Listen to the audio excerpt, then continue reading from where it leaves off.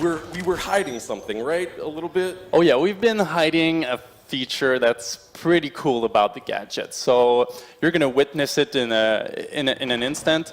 So as you've seen right now, Jackal is tracking his prey. He saw that the defender went up the stairs, and there he scans the footprints, and he can identify the Surprise, target, motherfucker. and it pings him on his location.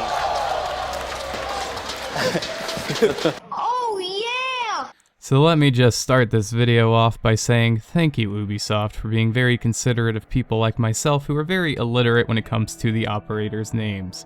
See, the two new operators have very simple names, Mira and Jackal. And, you know, it's really easy to get your head wrapped around those two names.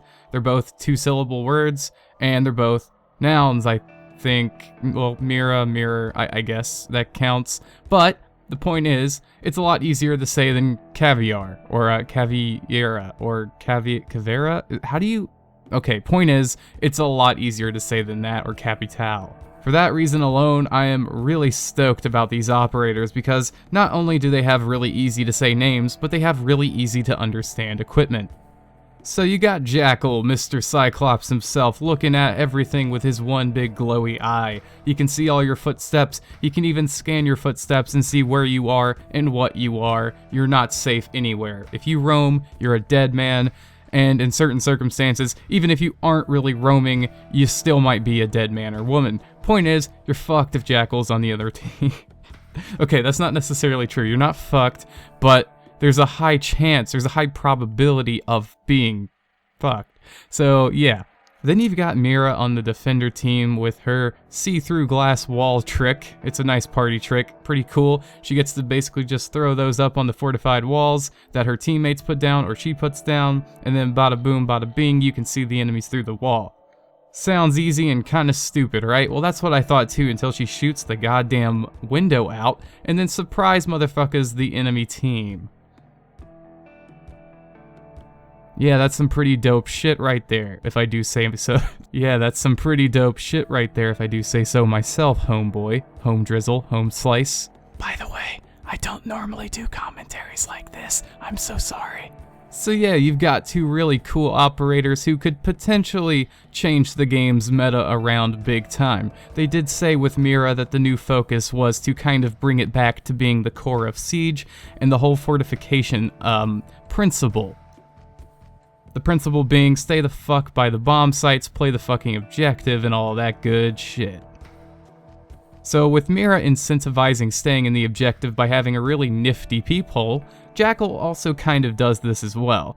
So he can go around sniffing out the enemy players who are roaming throughout the house or the map. Normally these fuckers get you off guard every time and ruin your day in Siege. But thanks to Jackal, this might not be a problem for too much longer. Now, you have to keep in mind that caviar? Yeah, sure. Caviar's ability will still go around unseen. Jackal cannot see her footsteps when she activates her Shadow Step ability, so that's pretty cool.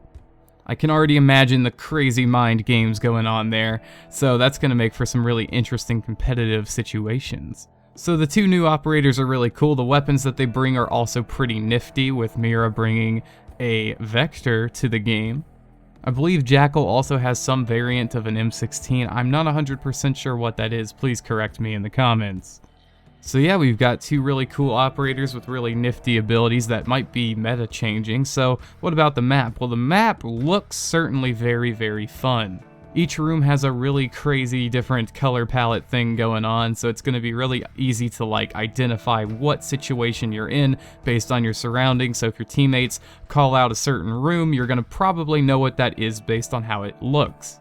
And I cannot wait to play some Terrorist Hunt on this map because it looks fucking cool. They've also said that there will be high ceilings in many places, so the Valkyrie cams are going to be plentiful. They've also announced a lot of new shit for the game, like this cool little it's not care packages, everyone chill the fuck out. Right, so they're adding these alpha packs, which are basically free loot crates into the game. Now, they're very clearly saying that these are not going to be microtransaction based. However, that of course can change at any time. This is Ubisoft we were talking about. I will pull no punches when it comes to Ubisoft, but the truth is it could turn into a microtransaction, but for now, everything about it is free. You can buy them supposedly with your renown, so that's really cool. And each time that you win a game, you get a chance to open one of these up. Now what happens is, you will gain a percentage every game you play. Now if you win the game, you can basically get a free chance at opening one. If you lose the game, if you lose the game, you get a percentage that goes towards opening one the next time you do win a game. And then I think you just get a percentage chance increase each time. It's kind of a little bit fuzzy on the details, but I think the whole way it's created is to incentivize you just playing the game. So I can live with that. These alpha packs will include things like the skins and etc. that are in the game default for now. I think pretty much everything that came in year one will be accessible through these loot crates with a random percent drop chance, so, you know, pretty happy about that. They will also be doing a complete overhaul to the menu, which thank God it's about time because that menu sucks.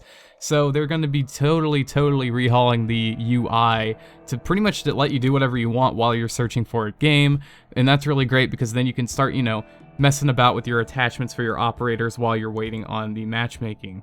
We've also had the invitationals as well as the free weekend going on for Rainbow Six Siege, and it's been pretty fun, and it's gotten a lot of new people into the game. The invitationals are really fun to watch. I never thought Rainbow Six esports would be fun to watch, but you'd be surprised.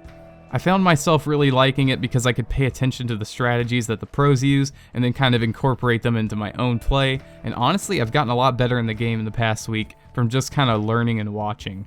Right, so that's everything for this little Rainbow Six Siege update, and by little, I mean fucking gargantuan. I don't normally cover this game, but I might start covering it now and in the future, so let me know if you would like to see more Rainbow Six Siege on this channel. I've really been making a big push of it because I love the game, and I do think it's fantastic. The only thing I guess I could say that I don't like is the lack of a, you know, actual campaign mode. I do miss that, but honestly, this is such a good multiplayer game that I think it does make up for it. So, let me know what you think in the comments below, and I'll see you guys in the next Rainbow Siege update. Peace out.